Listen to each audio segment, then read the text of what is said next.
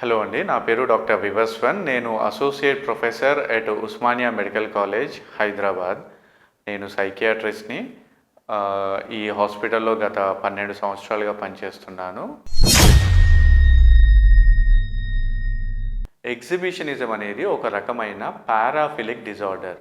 ఇలా ఎందుకవుతుందంటే కొంతమంది జనరల్‌గా సెక్స్ వల్ల కలిగే ఏదైతే ఆనందం ఉంటుందో, ఏదైతే ఆ భావప్రాప్తి ఉంటుందో, ఏదైతే ఒక రకమైన ఫీలింగ్స్ ఉంటాయో వీటిని నార్మల్‌తో కాకుండా ఇలాంటి తన యొక్క జననాంగాలని, తన యొక్క సెక్సువల్ రిలేటెడ్ అంగాలని బయటి వాళ్ళకి చూపెట్టి, వాళ్ళెవరో తెలియదు. వాళ్ళు పూర్తిగా కొత్త వాళ్ళు. వాళ్ళకి వీళ్ళకి పరిచయం ఉండదు. వాళ్ళకి చూపెట్టి వాళ్ళలో ఎదుర్కొనే సర్ప్రైజ్, వాళ్ళలో ఎదుర్కొనే ఒక రకమైన భయం, వాళ్ళలో ఎదుర్కొనే ఒక రకమైన టెన్షన్ ఫీలింగ్స్‌ని చూసి వీళ్ళకి ఒక రకమైన ఆనందం కలుగుతుంది. దీన్ని మనం ఎగ్జిబిషనిజం అంటారు. అంటే వాళ్ళ యొక్క మర్మావయవాలు ఎదుటి వాళ్ళకి చూపెట్టేసి వాళ్ళు ఎదుర్కొంటున్న భయాలు, డిఫరెంట్ కైండ్స్ ఆఫ్ భావనలతోటి వీళ్ళు ఆనందం పొందుతారు. దీన్ని ఒక రకమైన పారాఫిలిక్ డిజార్డర్స్ అంటారు.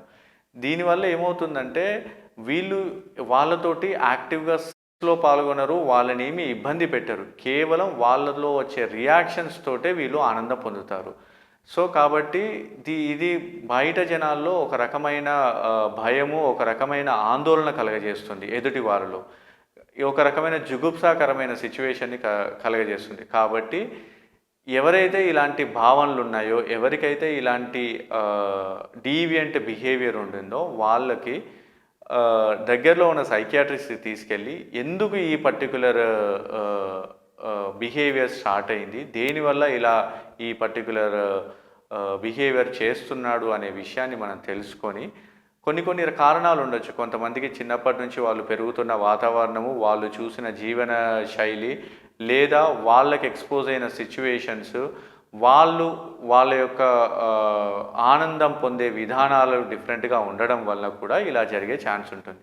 సో, కాబట్టి కారణం ఏంటో తెలుసుకొని దానికి తగ్గ ట్రీట్మెంట్ సైకియాట్రిస్ట్ దగ్గర వెళ్ళేసి వీలైతే కౌన్సిలింగు, లేదైతే అవసరానికి తగ్గ మందులు వాడి ఈ యొక్క ఇబ్బంది నుంచి దూరం అవ్వచ్చు.